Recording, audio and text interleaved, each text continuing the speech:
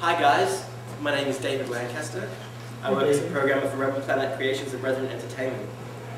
I want to share with you today my involvement in the Christian game industry, and more importantly, my struggles, triumphs, and experiences that I've discovered through my walk with God.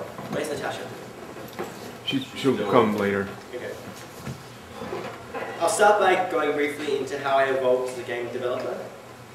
When I first started developing games, it was very difficult for me to maintain motivation throughout a project. I would have many emotional ups and downs, much of this stemming from my not-so-glorious childhood, which has caused many turmoils and struggles throughout my life. I carried much of these childhood struggles into my young adult years when I first began developing games.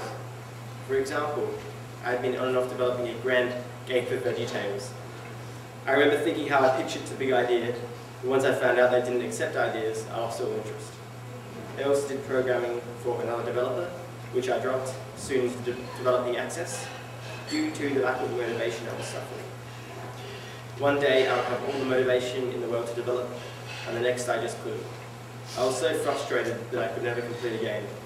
I would begin something and drop out halfway through, because it wasn't to the standard I expected.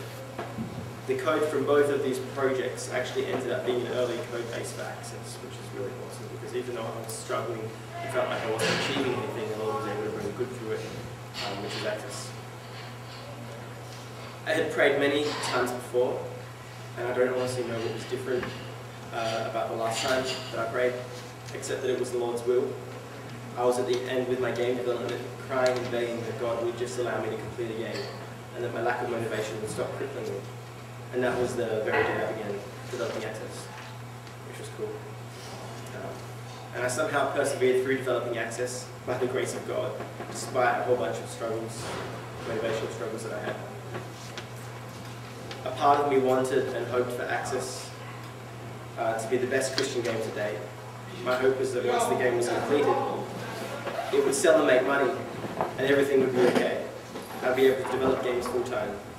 After the game's release, I remember feeling very down for the first few months. Over the next few years, I attempted project after project and kept running into the same roadblock, lack of resources. Until late 2007, when I met two industry artists on the ACE forums, Association forums, that Mr. Tim Emmerich is on. He's awesome. Gil and Kendall, who Rebel Planet have been working on with since the soccer game, which I brought a very early alpha for you guys to look at, that I'll show soon, and with the development of Orion to commence after the completion of the soccer game. I've also brought a little demo of Orion for you guys to watch as well. I think I've showed most of them.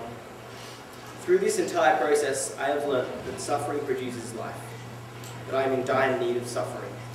I'm using the word suffering, and I'm going to use other words that are very context sensitive, so please forgive any misunderstandings on what I intend to communicate. The game development journey I took was directly related to the insecurities, fears, and anxieties that overwhelmed me. As much as God didn't desire for myself to have a painful childhood, other people have free wills. And unfortunately, those free wills which abuse affect the innocent. Even though I grew into adulthood with pain from my past, God saw that as an opportunity, a tool that He could use to refine me. As much as He dislikes taking me through a refining process, I'd be much worse off without it. This leads me to believe that suffering produces life. When Christ said, "Take up your cross and follow me," I think He was referring to freely walking in the path of suffering which He is destined for us, so that He may use the suffering to refine us. If we resist it, He cannot shape us. The great thing about this experience, as difficult as it always has been to accept, is that the end result of being refined by God is a life of fulfillment, contentment, and of freedom from everything that has bound me and kept me miserable. Just like how Nebuchadnezzar sent Shadrach, Meshach, and Abednego into the fiery furnace, their bounds were broken, but their bodies remained untouched. So has been the experience for myself in God's refining fire. I am not damaged from the suffering I have endured, but God has produced life in me, and the rope which had bound those three wise men has also been broken from me through God's fire. Working as a Christian game developer, my biggest challenge has been my goals. I've always had goals that were too ambitious to ever achieve, and too many to ever accomplish. My sole focus was my development. It had to succeed. It was the only thing keeping me going. When I am so busy have a million things to do, my first thought is to spend as much time as I can developing and get my work done as quickly as possible. Slowly over time, the Lord has produced a great work in me. My whole focus has changed. If I focus on my own desires and try to do what I want, I end up in a mess. I end up with a lack of capacity to accomplish what I desire. And most importantly, I lack walking in the will of the Lord.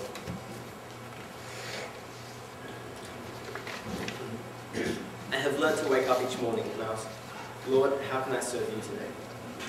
The things I do in my life, my own goals, ambitions and desires, are no longer important to me. What is most important to me is that I live each day in obedience to God. If that means doing the dishes for my family, getting groceries, going to church for a working week, spending time with people I love, and putting aside development for the day, that's what it means. The capacity to put aside my desires and seek God's will doesn't come from myself, it comes from the Lord's work in my life, through suffering. I'm finding a capacity to tolerate, be patient, to love others more, to become less frustrated with life. Not because of anything I've done or choose to do, but because the Lord has produced this in me through the suffering and challenges of life. I really do encourage you guys in anything you do, your challenges, frustrations and struggles, to take them up and carry them in faith, knowing the Lord will produce something from it, not because it should be easy to do, but because things won't always get better straight away, but because through faith, the Lord will bring you to a place of such freedom that the frustrations, doubts, and challenges you once faced become tiny bugs that you crush under your feet. A favourite text from Oswald Chambers, my utmost for his highest. I am called to live in such a perfect relationship with God that my life produces a yearning for God in the lives of others, not admiration for myself. The ministry I feel called to live is not one of deliberate actions of preaching the word. It is a life the word of God is living, and as I walk in obedience to God, and once again the word obedience here is context sensitive, as I walk in obedience to God, I learn that the word of God is the character of God. I gain an understanding of who God is, his nature, how he sees me and others, so I may see this world through his eyes. This in turn produces the fruit of the Spirit within me, and my spiritual walk with God no longer becomes an effort. It's something I do almost subconsciously as I walk in obedience. I find an automatic capacity to love and bless others, but most of the time I don't even realize. I find that just through my life others are blessed and can see the life of God, and I'm confident that this life produces a yearning for God and others, not because of anything I have done or am doing, but because I am open enough that God can communicate through me to others. I have learnt, though, that God's priority with us isn't to make us perfect instantly. He has grace for the times we struggle, and he allows us to pass through times of struggle to refine us. God's purpose for us is to remove the hard outer shell of the flesh in everyone, and nurture and grow the seed of his life in us. That goal is far more important to God than being perfect in the moment. I challenge all you guys to desire to be free from it. That if it's an addiction you can't always control it, God's life produces fruit in us despite our sin. However, if we dwell in sin and take a road away from God, the life he has produced in us will slowly die. Sin won't take us away from God. When we begin to desire sin and stop hating it and seeking God to be free from it, then it's a sign we are losing the life God has given us. Yeah, so that's what I wrote down. Here we go. Weapons day. We've got some medals as well. So the game was that would have the story of Noah's Ark in marginal format. So you get little cutscenes like this throughout the game, which just show the word of God and story. It's just a simple marginal game where you match animals, and as you play through 100 layouts, it's really fun.